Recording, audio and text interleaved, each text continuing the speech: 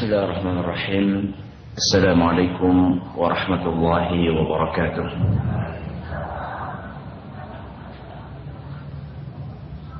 الحمد لله رب العالمين، وبه نستعين على أمور الدنيا والدين.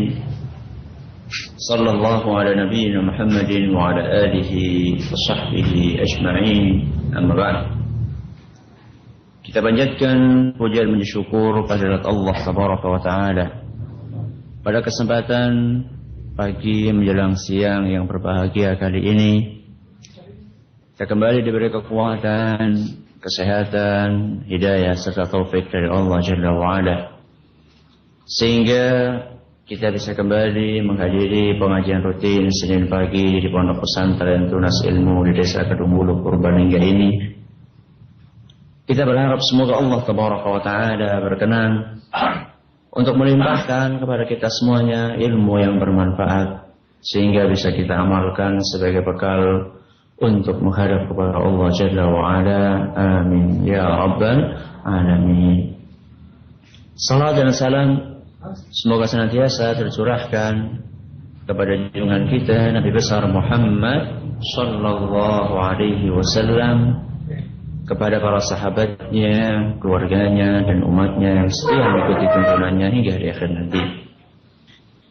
Ibu-ibu sekalian yang kami hormati, dan juga segenap pendengar radio Bas FM di Solotigo dan sekitarnya, para pendengar radio Roja di Jakarta, di Bandung, di Lampung, dan dimanapun Anda berada, para pendengar radio Muslim di Jogja dan sekitarnya, serta para pemirsa Yufid TV dimanapun Anda berada.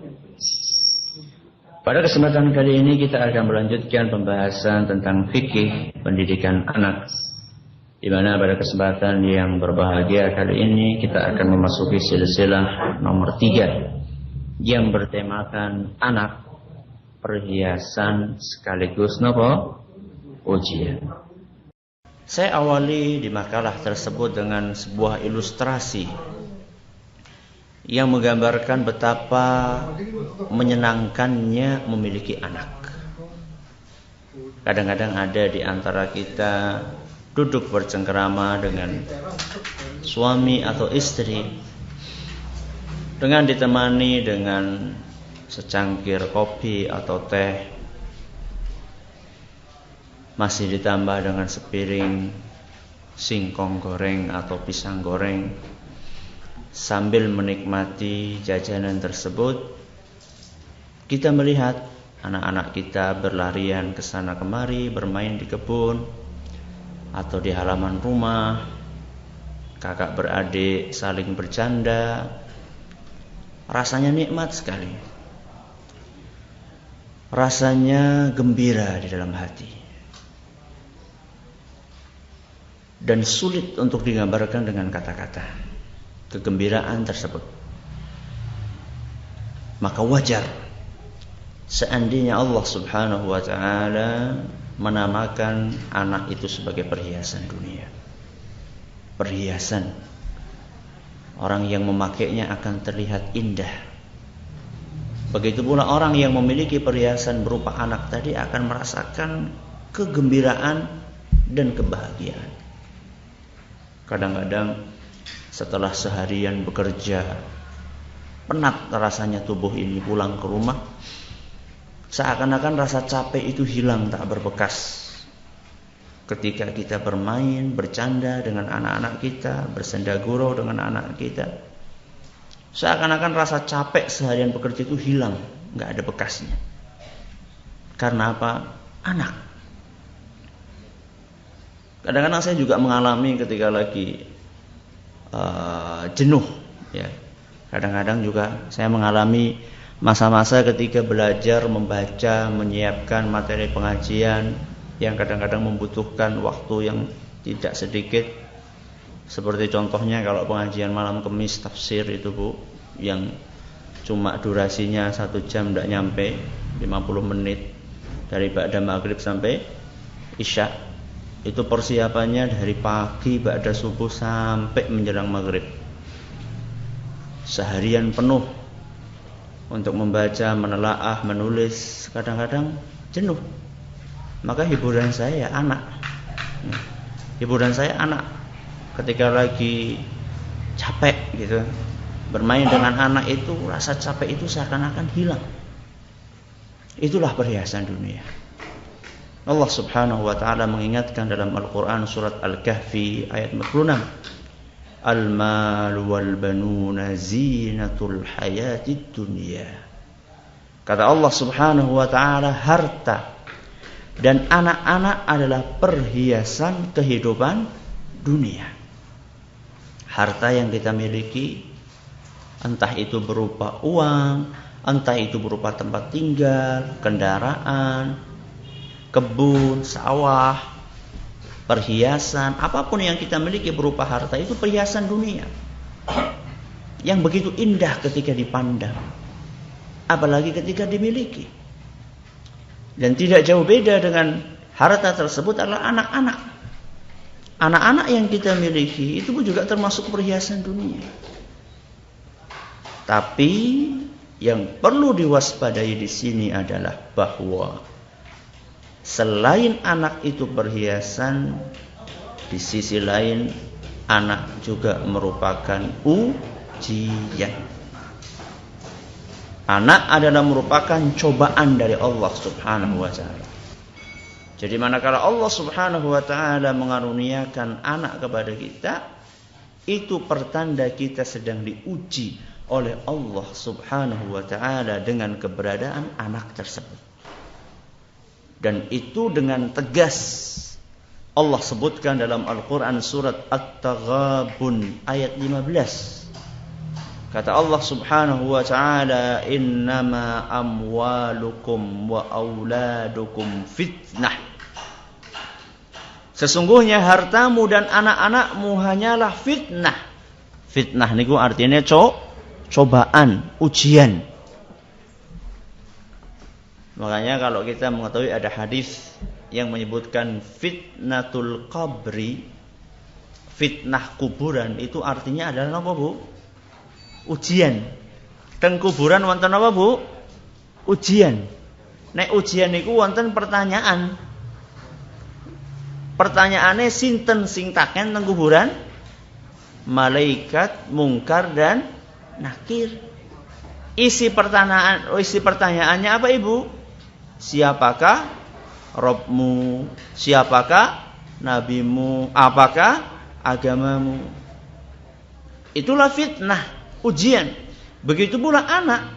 Sebagaimana yang Allah jelaskan, harta dan anak adalah ujian, cobaan. Kemudian Allah menegaskan di akhir ayat, wallahu indahu ajrun azim. Dan di sisi Allah lah pahala yang besar. Ujiannya kayak apa sih, Ustaz? Kok bisa anak itu menjadi ujian? Oh, banyak, Ibu. Tidak sedikit di antara para orang tua gara-gara punya anak itu menjadi sombong, menjadi angkuh. Kok bisa ya? Anak kok bisa menjadi angkuh, bisa menjadikan orang tuanya angkuh? Oh, bisa. Mungkin karena subhanallah, Allah menakdirkan anaknya itu di sekolah di sebuah perguruan tinggi yang bonafit, yang tidak bisa masuk kecuali orang-orang yang memiliki IQ yang sangat encer, yang TOEFL-nya harus sekian ratus, 700 sekian misalnya, entah di dalam atau di luar negeri. Maka orang tua ketika anaknya sukses masuk ke perguruan tinggi yang bonafit, kemanapun pergi, ketemu sama siapapun selalu cerita, anakku tuh seperti ini, sekolah di ini. Kalau sekedar untuk menceritakan nikmat tersebut, tidak masalah. Karena Allah dalam Al-Quran juga memerintahkan dalam surat Ad-Duha ayat terakhir, Allah berfirman apa? Wa amma bi ni'mati rabbika fahaddits. Allah memerintahkan kepada kita dalam ayat tadi agar kita menceritakan nikmat yang Allah berikan kepada kita. Jadi kalau niatnya adalah bagi-bagi rasa senang, itu tidak apa-apa. Tapi masalahnya, Bu, kadang-kadang niatnya beda. Jenengan putrane teng pundi? Kula putrane teng perguruan tinggi nopo kados niku nggih, swasta yang mungkin ya Kalau dibilang itu perguruan tinggi orang-orang pinggiran, mungkin di beberapa perguruan tinggi swasta yang masuknya itu ya kalau nggak diterima kemana-mana ya buangannya teng mriku. Murah, kemudian ya sing penting oleh ijazah. Nah, ketika ditanya lawan biasanya, ibu perguruan di mana? Wah, kalau saya, anak saya tuh pinter, nggak mungkin masuk perguruan tinggi seperti itu. Itu perguruan tinggi ecek-ecek. Kalau anak saya itu, wah, nggak level masuk ke situ. Nah, ini berarti sudah mengarah kemana ibu? Sombong. Atau misalnya bukan karena sekolahnya, tapi karena anak berhasil menjadi orang. Apa wingi itu wong ya bu ya? Berhasil menjadi orang, misalnya menjadi pejabat, menjadi bos. Cerita-cerita, wah anakku ki bos. Nek anakmu apa? Bos apa? Bos napa? Bos apa? Anak saya bos sebuah perusahaan yang sangat besar. Kalau pulang kampung itu mesti bawa mobilnya kinclong. Tidak tahu mobilnya sendiri atau mobilnya perusahaan. Anak saya pejabat di mana? Di Jakarta. Itu mobilnya platnya merah. Ya, mobil instansi dibawa untuk kepentingan apa? Pribadi. Maka hati-hati ibu yang kami hormati dan para pendengar serta pemirsa dimanapun Anda berada. Anak itu bisa menjadi ujian yang akan mengakibatkan orang tua menjadi sombong. Seharusnya kalau misalnya Allah karuniai kita anak yang berhasil dari sisi pendidikan dan pekerjaannya, seharusnya bukan mengakibatkan kita menjadi sombong. Malah seyogyanya seharusnya malah kita semakin bersyukur kepada Allah Subhanahu wa taala. Supaya apa? Supaya nikmat tersebut Allah langgengkan untuk kita. Tapi kalau misalnya kita ketika mendapatkan nikmat dan karunia dari Allah tersebut justru malah mengakibatkan kita menjadi sombong, wah, hati-hati itu bu. Suatu saat Allah bisa saja mencabut nikmat tersebut. Na'udzubillahi min dzalik. Kata Allah dalam Al-Qur'an, la in syakartum la azidannakum. Kalau kalian bersyukur, kata Allah, niscaya aku akan tambah. Wala in kafartum. Tapi kalau kalian kufur dengan nikmat tersebut, inna adabi lasyadid. Sesungguhnya siksaanku itu sangat pedih, kata Allah. Bisa jadi siksaan tersebut ditimpakan di dunia, bisa jadi di akhirat, bisa jadi di dunia dan di akhirat. Na'udzubillah. Ini contoh anak sebagai ujian. Contoh yang lain, gara-gara anak, terkadang ada sebagian orang tua yang kemudian menghalalkan segala cara. Usaha yang haram dijadikan halal. Loh, kenapa Pak nyuap? Wah, ini kan demi masa depan anak saya. Alasannya apa bu? Masa depan. Anda itu bukan menyiapkan masa depan. Anda itu sebenarnya telah merusak masa depan anak. Ketika Anda memasukkan anak ke sebuah sekolahan yang sebenarnya anak Anda itu tidak diterima. Tapi karena Anda merasa gengsi, kok anakku ora diterima padahal anaknya tanggaku kok diterima. Ya sudah, cari jalan pintas. Bawa sekepok duit, masukkan dalam amplop tebal, ketemuan di mana? Kalau di kantor mbok keton, terekam oleh CCTV, kok kewenangan. Ketemuan di mana, rumah makan mana? Nyuwun sewu, Pak Kepala Sekolah niki, tolong ya anak saya dibantu. Ketika dipegang, wah ini duitnya kandel. Oh nggih, insyaallah gampil. Ternyata besok kok namanya muncul, padahal kemarin ndak muncul. Alasannya apa? Masa depan anak, subhanallah. Justru Anda itu telah merusak masa depan anak Anda. Karena anak Anda menjadi tidak terdidik. Akhirnya dia merasa bahwasanya orang tuanya itu memiliki harta yang dengan harta itu dia bisa melakukan dan mendapatkan segalanya. Sehingga anak itu selalu mengandalkan harta orang tuanya. Dia berasumsi dan beranggapan bahwa ketika saya tidak bisa melakukan mencapai apa yang bisa saya inginkan, yang saya inginkan, maka mudah saja tinggal ngomong sama orang tua, nanti keluar duit, semuanya akan lancar.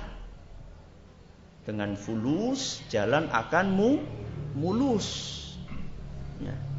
Akhirnya anak tidak belajar dengan serius. Karena dia merasa, gampang rasa sinau, ora lulus gampang kok gari nembung karo wong tuane. Akhirnya anak tidak punya mental untuk berjuang dan berusaha keras. Itu namanya rusak.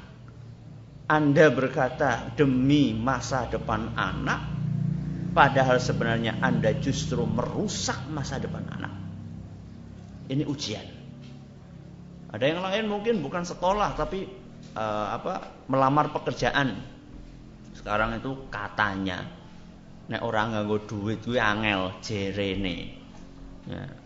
Kalau masuk menjadi apa misalnya, entah itu di instansi yang swasta atau pemerintahan, katanya kalau orang nganggo duit pelicin kuwi seret.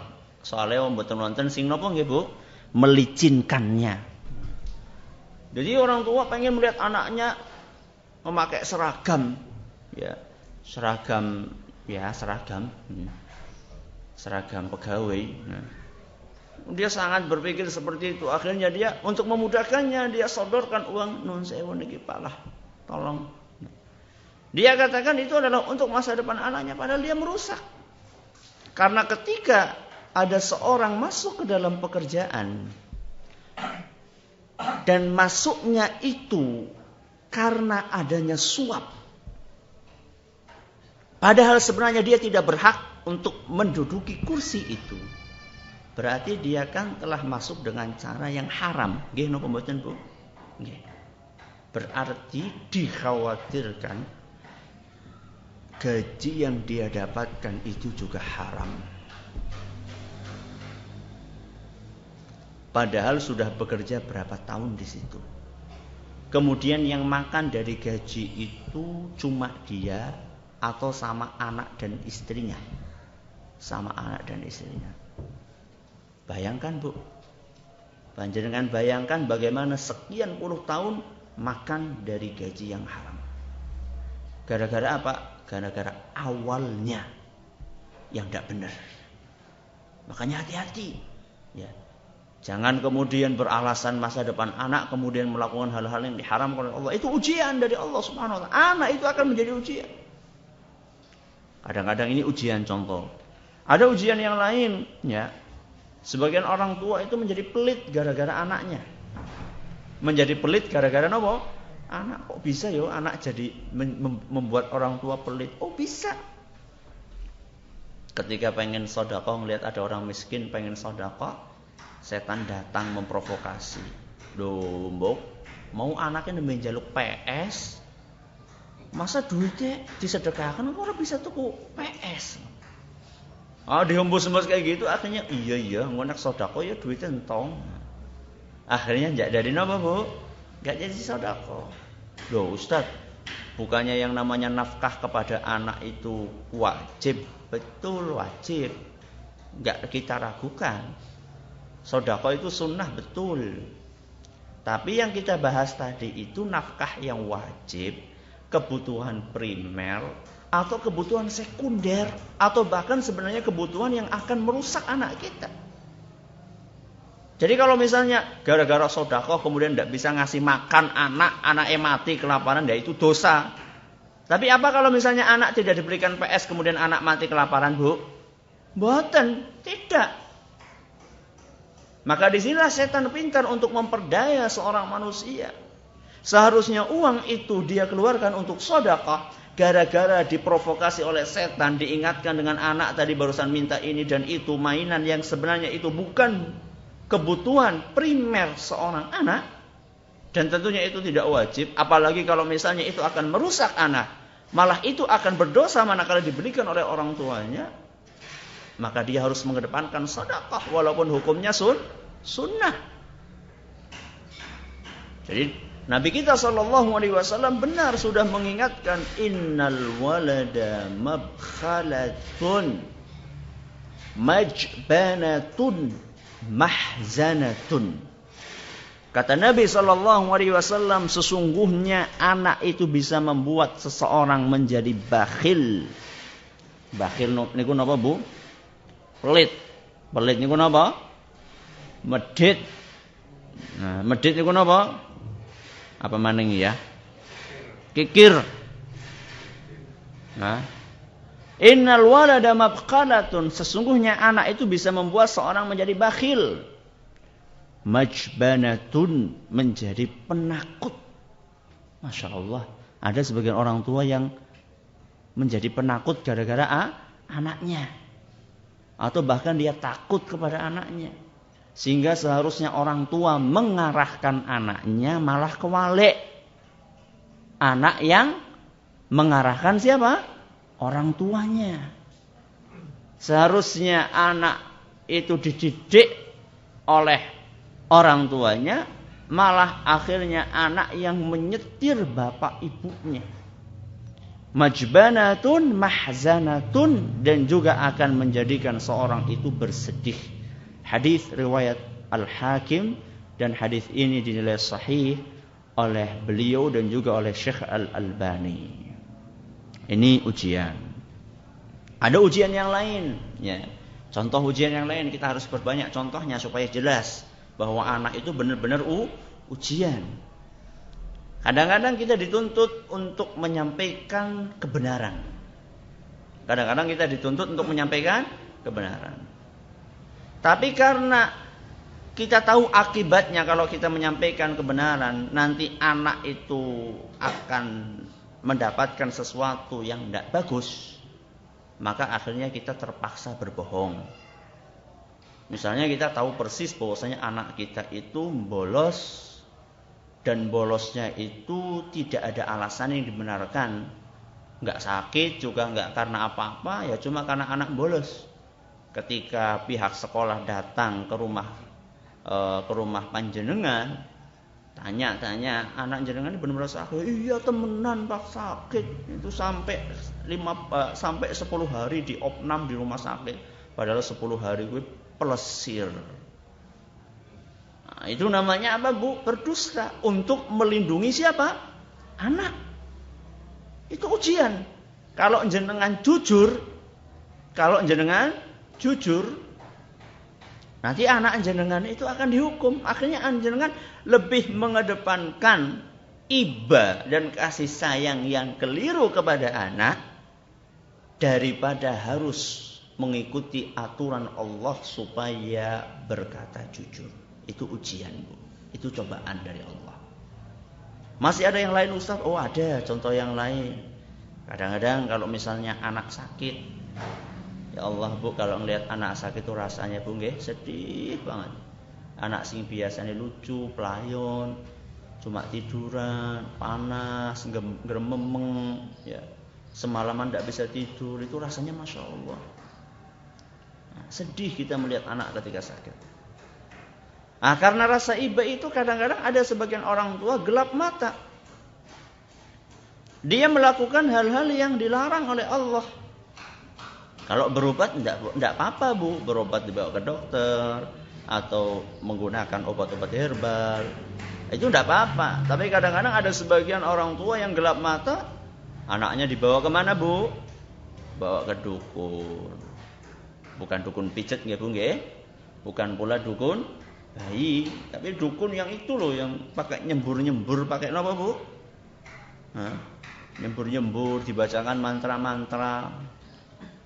Ya wis ngana lah, ngene kami tuane bae ben cepet mari ngana. Dijalukaken apa mengana. Pergi ke dukun. Dalam hal seperti itu berarti orang tua tidak lulus ujiannya. Padahal jelas-jelas dalam Al-Quran, dalam hadis Nabi SAW, beliau telah bersabda, man ata arrafan au kahinan, barang siapa yang datang kepada para para tidak normal. Barang siapa datang kepada para tidak normal atau orang tidak pintar. Kayak gue orang pintar itu bukan orang pintar itu, Bu. Nah, itu juga bukan orang normal, itu tidak normal. Man ata arrafan aw kahinan, barang siapa datang kepada paranormal atau datang kepada dukun, ya. Fasa'alahu, kemudian dia bertanya kepadanya, fasaddaqa, kemudian dia percaya dengan apa yang disampaikan, faqad kafara bima unzila ala Muhammadin sallallahu alaihi wasallam. Dia telah dianggap kafir dengan apa yang diturunkan kepada Nabi kita Muhammad sallallahu alaihi wasallam. Hadis riwayat Ahmad dan dinyatakan sahih oleh beberapa ulama. Itu kalau percaya, Bu. Nah, kalau orang percaya Ustaz, ya pun jajal-jajal tok lah Ustaz. Palang apa jere wong Banyumas. Palang apa mari ora papa, anu bayare murah ikih. Nah, kata-kata palang apa itu cuma coba-coba saja. Orang percaya orang nyongkun jajal tok. Oh, kalau jenengan itu tujuannya itu ndak percaya, kata Nabi sallallahu alaihi wasallam, lam tuqbal minhu salatun arba'ina yauman. Salate ora ditampa 40 dina, 40 bengi.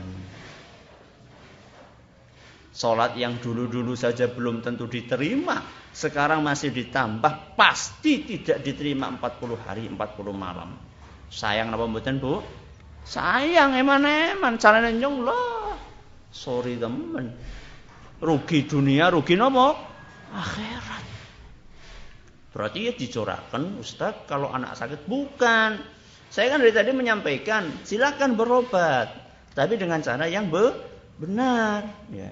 Silakan berobat, tidak masalah, boleh, gak ada yang melarang. Tapi jangan sampai berobat dengan cara-cara yang haram. Ya, maka hati-hati. Ini beberapa contoh ujian, ya, dari anak.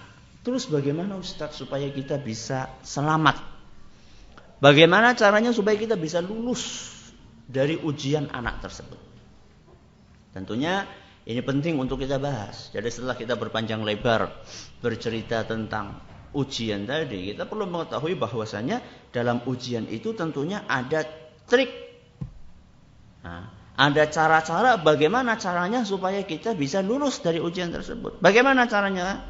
Caranya adalah satu, mendahulukan cinta kita kepada Allah dan Rasul-Nya di atas segalanya, termasuk terhadap anak-anak.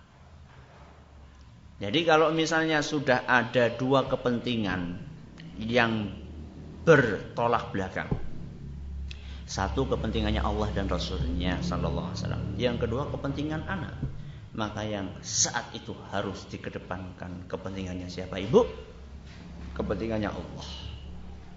Contohnya kayak tadi, Bu. Contoh kayak tadi. Allah memerintahkan kita untuk berkata jujur. Nggih napa mboten? Allah berfirman, ya ayyuhalladzina amanu taqullaha wa qulu qawlan sadida. Wahai orang-orang yang beriman, bertakwalah kalian kepada Allah dan ucapkanlah kata-kata yang jujur. Jadi Allah memerintahkan kita untuk jujur. Walaupun sebagian orang mengatakan nek jujur engko jadi ajur. Tapi Allah Subhanahu wa taala menjanjikan yang lain. Loh, jenengan sekarang akan percaya dengan kata-kata tadi jujur engko jadi ajur atau percaya sama Allah? Percaya sama Allah. Ya. Walaupun kita satu berkata jujur, mengatakan bahwasanya anak saya betul Pak, anak saya memang bolos. Akhirnya anak kita dihukum. Apakah itu jelek ketika anak kita dihukum? Oh tidak, Bu, bisa jadi itu adalah sarana untuk membuat anak kita jerah. Sehingga kedepannya anak menjadi tidak suka bolos. Tapi kalau misalnya panjenengan bohong, nanti anak akan ketagihan. Wah, ora apa-apa, ramane karo biyunge dukung Nggak apa-apa lah kalau kayak gitu. Besok bolos lagi. Nah, kemarin bolos 10 hari, besok bolos sebulan. Nah, orang tuanya tambah bingung, golek alasan apa ya? Larang nanti sebulan sih, larang apa ya? Apalagi kalau misalnya nanti pihak sekolah melacak. Nah, pihak sekolah melacak di mana sebenarnya di rumah sakit apa, ditanya ke rumah sakit, ternyata rumah sakitnya mengatakan tidak ada tuh pasien dengan nama itu. Akhirnya nambah bohong lagi. Yang namanya orang bohong sekali itu nanti biasanya buntutnya akan panjang. Bohong satu nanti akan timbul bohong dua. Setelah bohong dua nanti timbul bohong tiga. Seperti tadi juga, ya. Allah Subhanahu wa taala melalui lisan Nabi-Nya sallallahu alaihi wasallam melarang kita untuk menyuap. Kata Nabi sallallahu alaihi wasallam, ar-rashi wal murtashi finnar. Orang yang menyuap dan yang disuap. Teng pundi Bu?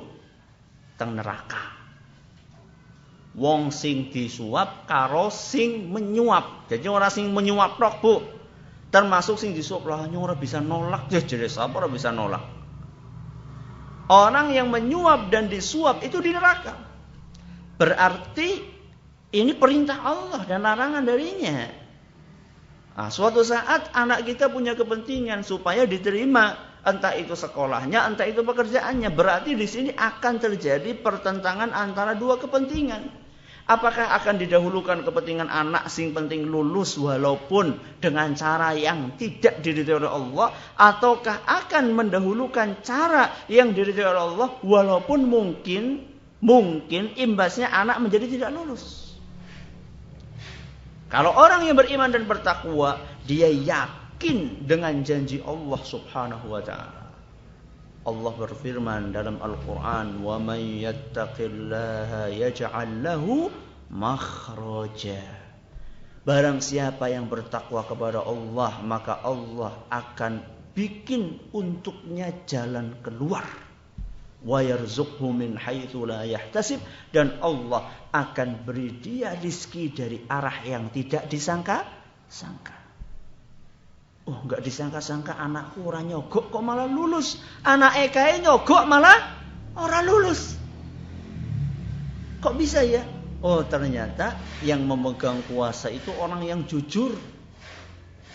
Dia menilai bahwasanya ini yang enggak nyogok ini berarti orang-orang yang jujur. Kalau mereka menduduki posisi-posisi basah, biasanya orang-orang ini akan amanah. Akhirnya yang diterima malah yang enggak nyuap. Malah sing nyuap tidak diterima. Wis entong duit takeh, anaknya tidak diterima. Masya Allah. Sedangkan ini sudah keluar uang sedikit, hanya sekedar untuk administrasi, ternyata malah ini diterima. Itulah janji Allah Subhanahu wa taala. Atau mungkin bisa jadi anaknya karena tidak menyuap kemudian tidak diterima, bisa jadi. Tapi mungkin di balik itu ada hikmah, anak kita akan diberi ganti dengan pekerjaan yang jauh lebih baik. Maka ada ungkapan man taraka syai'an lillah awadahullahu khairan minhu. Barang siapa yang meninggalkan sesuatu karena Allah, maka Allah akan beri ganti dengan sesuatu yang lebih apa Bu? Lebih baik. Jadi kalau misalnya kita meninggalkan itu karena kita nggak mau nyuap, ada kisah beberapa orang ya, beberapa orang yang bolak-balik daftar tidak diterima gara-gara mboten apa Bu? Orang nyuap. Tidak apa-apa. Suatu saat nanti kalau Allah menghendaki diterima, akan diterima. Tapi rezekinya itu akan halal, akan barakah. Sehingga ketika dimakan itu akan mendapatkan ketenangan batin. Hati itu akan nyaman. Ya. Anak-anak menjadi anak-anak yang menurut. Karena yang dimakan oleh anak-anak adalah rezeki yang halal. Beda dengan tadi orang yang masuk pekerjaan dengan cara menyuap, rizki yang dimakan dikhawatirkan akan menjadi rizki yang haram. Kalau dimakan menjadikan hati tidak tenang. Anak dikasih makan itu menjadi anak-anak yang nakal, sulit diatur. Istri pun juga sama, tidak pernah merasa puas dengan apa yang diberikan oleh suaminya. Gara-gara apa? Gara-gara harta yang haram. Maka berhati-hatilah. Jadi cara yang pertama, supaya kita bisa selamat dari ujian dan lulus dari ujian tersebut adalah satu, mendahulukan kecintaan kepada Allah dan Rasulnya atas kecintaan kepada segalanya, termasuk kecintaan kepada siapa? Anak. Yang kedua, senantiasa berusaha bertakwa di dalam mengurus anak-anak. Jadi berusaha apa Bu? Bertakwa. Bertakwa itu ya maksudnya mengikuti aturan agama ketika mendidik anak. Contoh, waktunya anak sholat ya dibangunkan supaya apa Bu? Sholat. Itu namanya bertakwa dalam mendidik anak. Contoh tidak bertakwa, mangsane sholat bocah dolanan dijor klowor. Itu namanya tidak bertakwa. Masanya mengaji, kok anak dibiarkan saja, tidak diperintahkan untuk mengaji. Lah, wis seperti dewek rasa demutaken. Salah, itu namanya tidak bertakwa. Lah, Ustaz nek sembarang apa demutaken yang kok jadi wong sing cerewet. Ya ora apa-apa, cerewet apik kan ndak apa-apa daripada cerewet ngerasani tanggane. Mendingan cerewet mengingatkan siapa? Anak, ndak apa-apa. Ya, bolak-balik diingatkan, enggak apa-apa. Itu adalah salah satu sarana supaya kita lulus dari ujian Allah Subhanahu wa taala yang telah mengaruniakan kepada kita anak. Maka berusahalah membiasakan anak kebaikan. Bertutur kata yang baik. Ketika anak itu mengucapkan kata-kata yang baik, diingatkan anak. Ketika anak misalnya meninggalkan beberapa jenis ibadah, diingatkan anak tersebut. Amar ma'ruf, nahi mungkar. Amar ma'ruf itu yang paling pertama kita dulukan siapa? Anak-anak kita. Makanya Nabi SAW menjelaskan dalam sebuah hadis yang diriwayatkan oleh Imam Bukhari dan Muslim. Kata Nabi SAW, fitnatur rajuli fi ahlihi wa malihi wa nafsihi wa waladihi wa jarihi. Gangguan yang menimpa seseorang akibat keluarga, harta, diri, anak, dan tetangga. Kata Nabi SAW, semua gangguan tadi yukaffiruha siyamu wassalatu wassadaqatu wal amru bil ma'rufi wan nahyu 'anil munkar. Seluruh gangguan tadi akan bisa dihapus, akan bisa ditepis dengan apa? Dengan cara puasa, salat, sedekah dan amar ma'ruf nahi mungkar. Kalau panjenengan itu merasa angel teman iki bocah, coba kita mendekatkan diri kepada Allah. Salatnya ditingkatkan, doanya juga diperbanyak lagi. Mungkin anak itu sedang sulit karena orang tuanya sedang menjauh dari Allah. Jadi jangan cuma menyalahkan anak. Sebagai orang tua kita berusaha introspeksi diri. Kadang-kadang saya juga merasa kayak gitu. Iki bocah kok angel temen ya.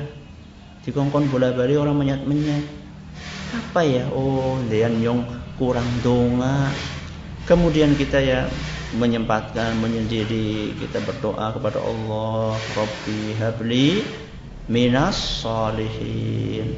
Rabbana hablana min azwajina wa dzurriyyatina qurrata a'yun waj'alna lil muttaqina imama. Berusaha kita pasrah, kita memasrahkan seluruh urusan anak kita, kita menghibah, memohon kepada Allah Jalla wa'ala. Masya Allah, baru sebentar kita berdoa ternyata anak itu sudah manut kembali, sudah nurut kembali. Artinya apa? Artinya kita itu memang sangat membutuhkan bantuan dan pertolongan dari siapa? Allah.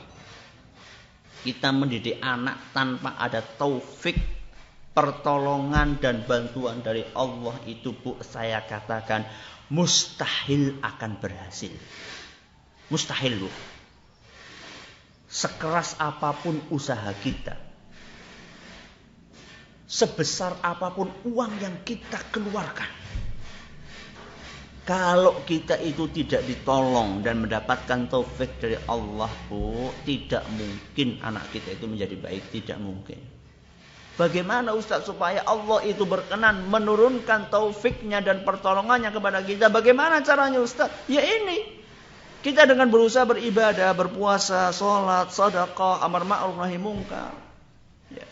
Ketika anak kita sakit parah, banyak-banyak bersedekah. Selain kita berobat atau mengobatkan anak kita, minum obat, banyak-banyak sedekah. Nabi SAW bersabda dalam sebuah hadis yang dihasankan oleh sebagian ulama, kata Nabi SAW, dawu mardakum bis sadaqah. Obatilah sakit kalian dengan bersedekah. Oh, entian ki aku kurang sedekah ki, bocah dadi pada panas, pada angel, pada ini ya sedekah. Tahu-tahu panasnya mulai dingin, sembuh. Ya, jadi kesimpulannya, ibu-ibu dan juga para pemirsa pendengar dimanapun Anda berada, kesimpulannya bahwa anak itu perhiasan, tapi sekaligus juga ujian. Bagaimana supaya kita bisa lulus dari ujian tersebut? Satu caranya dengan mendahulukan ibu? Kecintaan kepada Allah dan Rasulnya SAW di atas segala sesuatu termasuk anak. Ini yang pertama. Yang kedua, senantiasa berusaha bertakwa ketika mengurus anak-anak tersebut. Silahkan kalau ada pertanyaan dari pendengar radio Bas FM. Nah, Ustaz, jazakallahu khairan atas kesempatan waktunya. Untuk pertanyaan yang pertama, datangnya dari saudara kita yang ada di Salatiga. Assalamualaikum Ustaz, dari Ummu Asfar di Jambu Ambarawa Salatiga. Ya Ustaz, saya diberikan ujian berupa anak yang perkembangannya lambat, yang kata dokter termasuk idiot.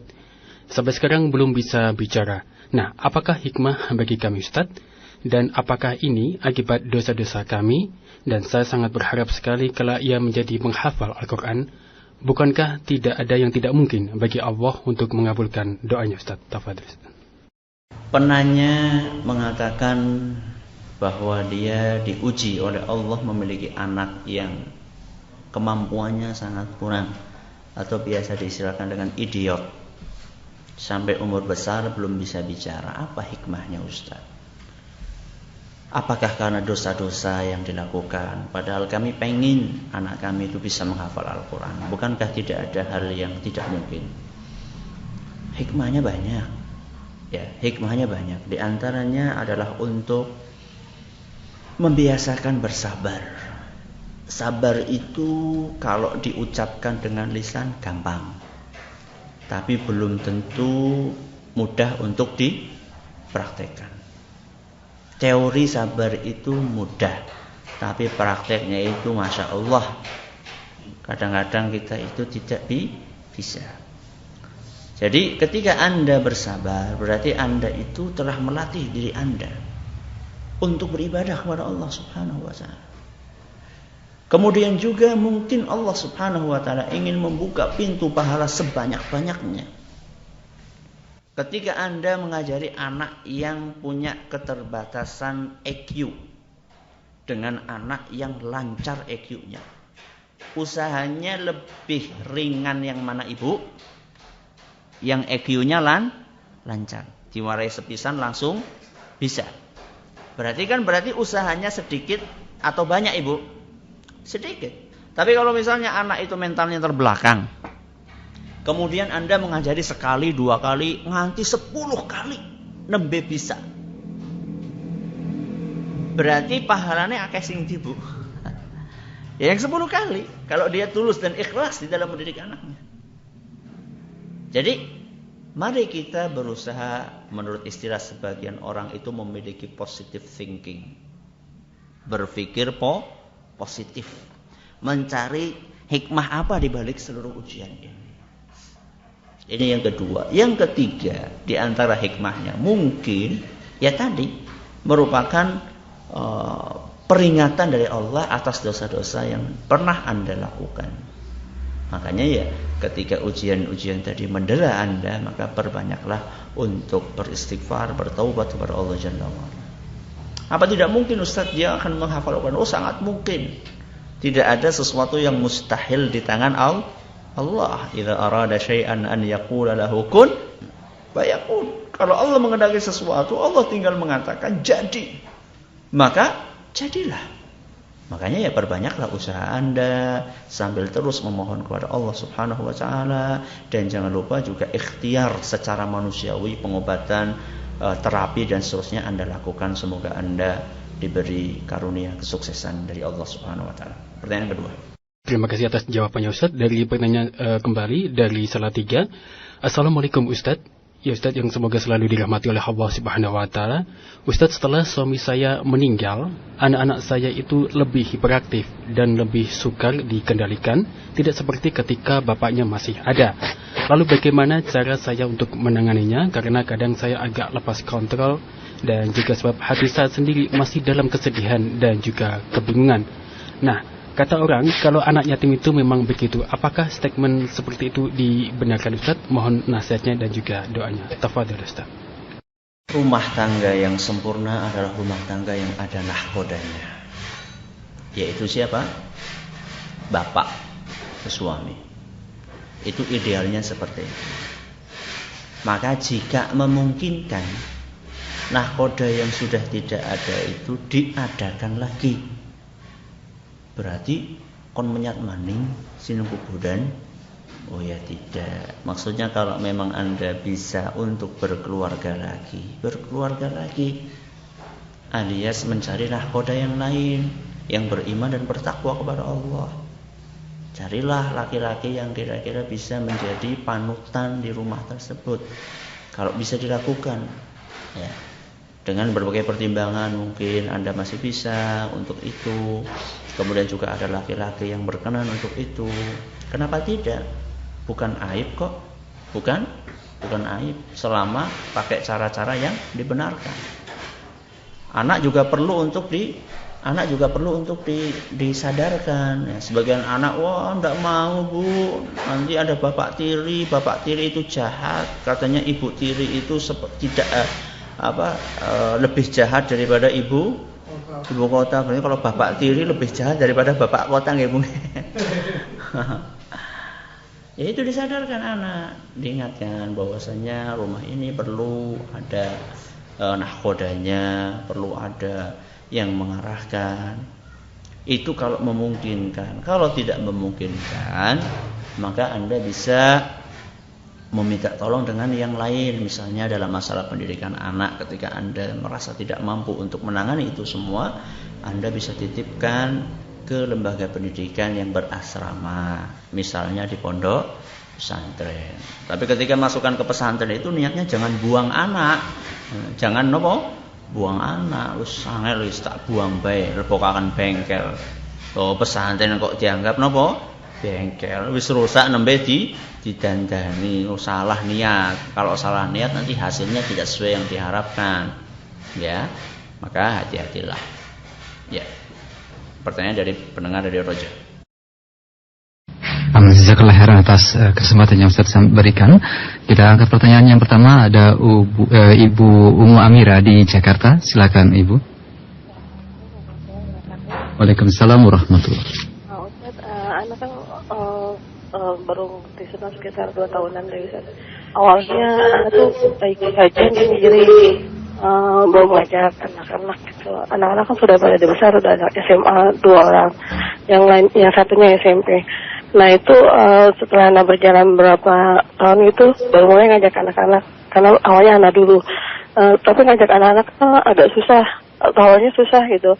Terus yang besar itu yang laki-laki mulai mau, tapi ya kurang lebih udah berapa bulan berjalan. Tapi setiap kajian ngikut, tapi perubahan belum ada gitu Ustaz. Tapi kalau ikut kajian sih mau gitu, tapi perubahannya hampir nggak kelihatan. Terus kalau yang perempuan itu, kalau ikut kajian, kalau di kajian tuh tidur, jadi kalau pingsan gitu Ustaz. Terus kalau ini nyender terus gitu. Iya. Terus nah sekarang ini bagaimana Ustaz saya gitu Ustaz ya. Kadang saya nggak sabar, kadang gitu. Yang kesel gitu kan, anak kok tidak ada perubahan sampai saat ini ya Bu ya. Baik. Gimana Ustaz jalan keluarnya? Baik, terima kasih Ibu. Oh iya, terima kasih.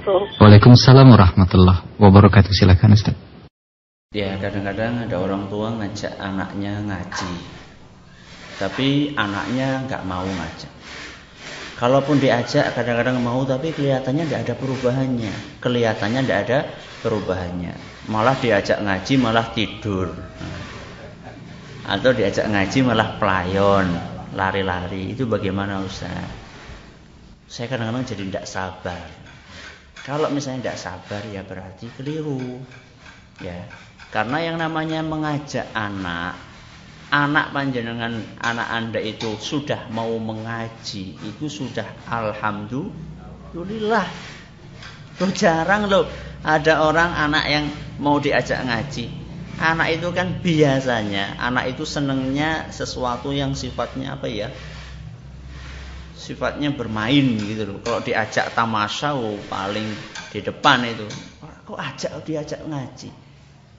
Jadi kalau misalnya dia sudah mau berangkat, alhamdulillah, syukurilah itu. Karena kalau dengan kita bersyukur, nikmat akan bertambah. Jadi disyukuri yang ada itu. Kalau Anda katakan tidak ada perubahan, itu tidak mungkin, Bu, tidak ada perubahan. Pasti ada perubahan walaupun sedikit. Nah, perubahan yang sedikit itu disyukuri, diapresiasi. Ya, dihargai. Masya Allah, anakku kemarin tidak sholat, sekarang sudah sholat walaupun cuma sholat subuh saja. Alhamdulillah, wis gelem sholat. Ya, diapresiasi, Masya Allah. Besok kalau misalnya sholatnya ditambah menjadi 5, nak, wah ibu belikan apa misalnya. Jadi harus ada apresiasi terhadap perubahan walaupun cuma sedikit sehingga anak itu termotivasi. Alhamdulillah, kalau saya berubah kayak gini, ibu jadi senang, bapak jadi senang. Masya Allah. Masalah anak tidur di pengajian, jangankan anak sing tua turu. Jangankan anak yang tua saja tidur. Loh, berarti boleh Ustaz tidur? Oh enggak, bukan gitu maksudnya. Maksudnya adalah ya kadang-kadang dilihat tidurnya karena apa? Karena kecapean kah? Atau karena enggak mau kah? Atau mungkin karena dia memang punya penyakit ngantuan kayak bapak ibu nih mungkin ya. Ya apalah, dikasih permen kayak, dikasih apa kayak. Intinya jangan pernah putus asa. Jangan pernah putus asa. Ya. Terima kasih kami ucapkan jazakallahu khairan atas jawaban dan nasihat yang saya sampaikan. Di pertanyaan kedua masih dari telepon sudah ada Ummu Fahri di Jakarta kembali. Silakan Ummu. Assalamualaikum warahmatullahi wabarakatuh. Waalaikumsalam warahmatullahi wabarakatuh. Anak ujian Ustaz. Yang saya ingin tanyakan, anak saya berusia 10 tahun laki-laki. Dengan segala yang Ustaz tadi sampaikan, insya Allah insya Allah kami ayah dan ibunya berusaha untuk seperti itu. Tapi saat ini kebenaran baru beberapa hari ini anak saya melakukan suatu perbuatan yang sangat di luar perkiraan kami. Dia melakukan perbuatan mengambil uang gitu Ustaz, mengambil uang orang tuanya gitu.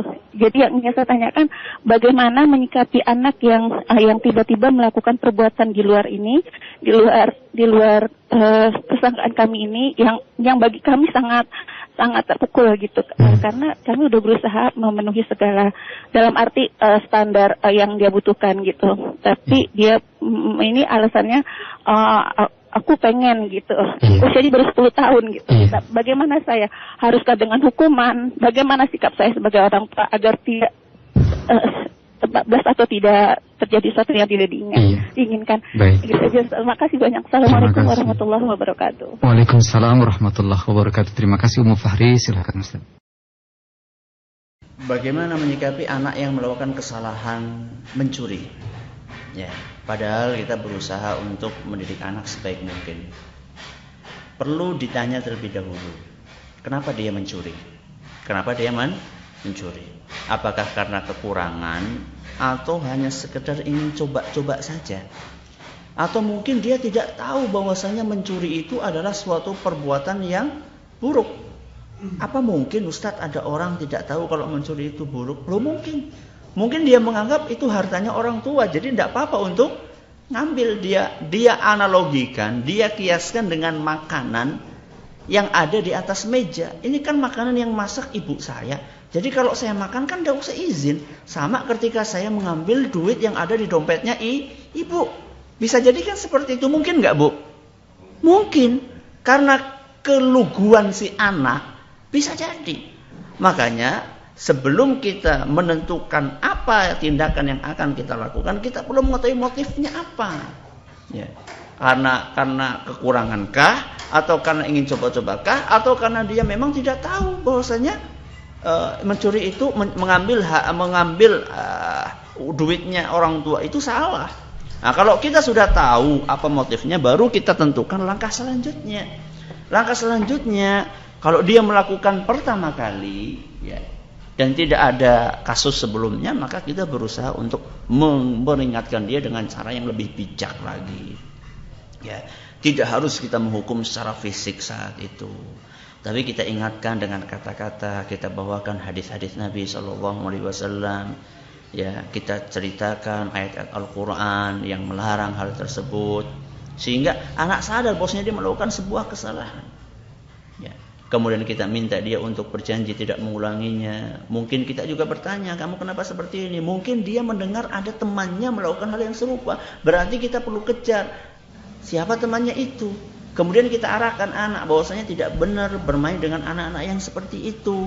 Atau mungkin dia melihat dari tontonan. Kan mungkin sekali Bu, kan banyak sinetron, ya, banyak sinetron atau cerita-cerita yang ada dalam buku-buku cerita itu menggambarkan tentang pencurian. Mungkin dia terinspirasi dari apa yang dia tonton dan dia baca atau apa yang dia dengar. Berarti kita harus lebih selektif lagi dalam memberikan tontonan kepada anak. Itu baru kemudian setelah kita menentukan hukumannya, kita meminta anak untuk tidak mengulangi lagi, ya kita lebih mendekatkan diri kepada Allah, memohon kepada Allah agar anak dibukakan hatinya dan senantiasa dilindungi dari perbuatan-perbuatan yang tercela. Pertanyaan terakhir dari pendengar Radio Muslim di Yogyakarta. Terima kasih atas kesempatan yang telah diberikan kepada kami. Ada pertanyaan dari pendengar Radio Muslim. Assalamualaikum Ustaz, bagaimana menyikapi ujian anak yang kekeh tidak mau sekolah sebelum keinginannya dipenuhi? Jazakumullahu khairan katsiran. Pada Ustaz. Bagaimana menangani anak yang tidak mau sekolah kalau keinginannya tidak dipenuhi? Misalnya, aku nggak mau sekolah kalau nggak dibelikan es krim. Ya wis, tukokne es krim. Sesuk aku nggak mau sekolah kalau nggak diberikan tas. Ya wis, tukokne tas. Besoknya aku nggak mau sekolah kalau nggak dibelikan sepeda. Tukokne sepeda. Besoknya minta motor. Besoknya minta motor mabur. Tidak setiap permintaan anak itu dituruti. Ya, tidak setiap permintaan anak dituruti. Orang tua itu ketika mendidik anak itu ada tarik, ada ulur. Ada saatnya kita mengikuti, ada saatnya kita tidak mengikuti.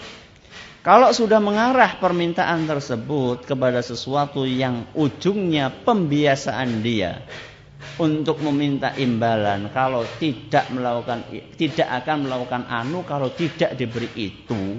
Kalau sudah mengarah ke sana, maka perlu ada sebuah ketegasan dari orang tua. Lain halnya kalau misalnya itu hanya sekedar untuk stimulus, hanya sekedar untuk pancingan, sesekali tidak apa-apa. Itu yang saya katakan ulur tadi itu. Sesekali kita ulur tidak masalah. Jadi kita ulur dia. Nah, sekali dia mungkin kita melihat ada semacam kejenuhan dari diri anak. Kemudian kita berikan insentif. Ya, kita berikan insentif yang itu sifatnya hanya sesekali saja. Nah, insidentil saja. Itu tidak masalah, boleh-boleh saja. Tapi juga perlu kita berikan pengarahan kepada anak bahwasanya kamu belajar itu nak untuk kamu, bukan untuk bapak ibu. Kalau kamu itu pintar, ya pertama kali yang akan memetik manfaatnya lah kamu. Jadi anak itu pergi ke sekolah dengan penuh kesadaran karena dia tahu bahwasanya dia belajar untuk dirinya sendiri. Memang tidak semudah yang kita bayangkan ketika memberi pengarahan seperti itu, karena tadi anak itu kan pemahamannya masih butuh untuk diulang-ulang, diberikan ilustrasi, diberikan contoh-contoh nyata. Lihat tuh, itu lihat bagaimana orang yang berilmu. Suatu saat mungkin kita berjalan pakai mobil, kita lihat di tengah jalan ada orang gelandangan, yang tidak berpendidikan, dia pakaiannya kusut, kemudian tidak pernah mandi, kemudian juga miskin, rumahnya Masya Allah. Lihat tuh nak, itu lihat kalau anak bodoh itu seperti itu nak, tidak sekolah akibatnya. Kemudian kita lewat di hadapan orang yang Masya Allah, ya mungkin dia berada, kemudian juga beretika, beradab. Lihat tuh nak, kalau orang punya ilmu itu seperti itu, kehidupannya akan nyaman. Jadi perlu kita kasih ilustrasi-ilustrasi yang bisa dilihat dengan mata kepala anak sendiri di hadapan dia. Bukan sekedar memberikan teori. Karena anak-anak dikasih teori tidak paham.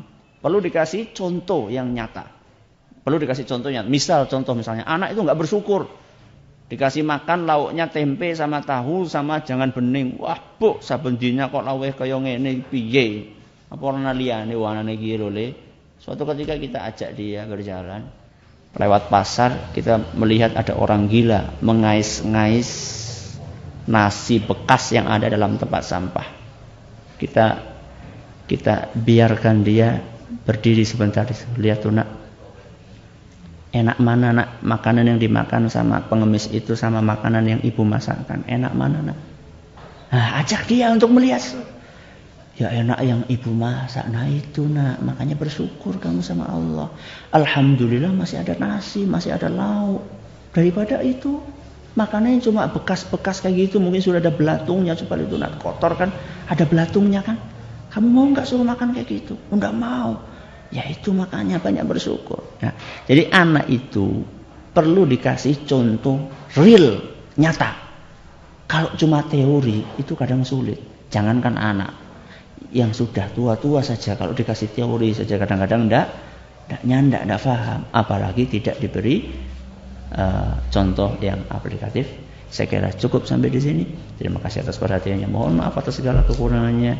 Kita tutup dengan membaca doa. Subhanakallahumma wa bihamdika asyhadu an la ilaha illa anta astaghfiruka wa atubu ilaik. Assalamualaikum warahmatullahi wabarakatuh.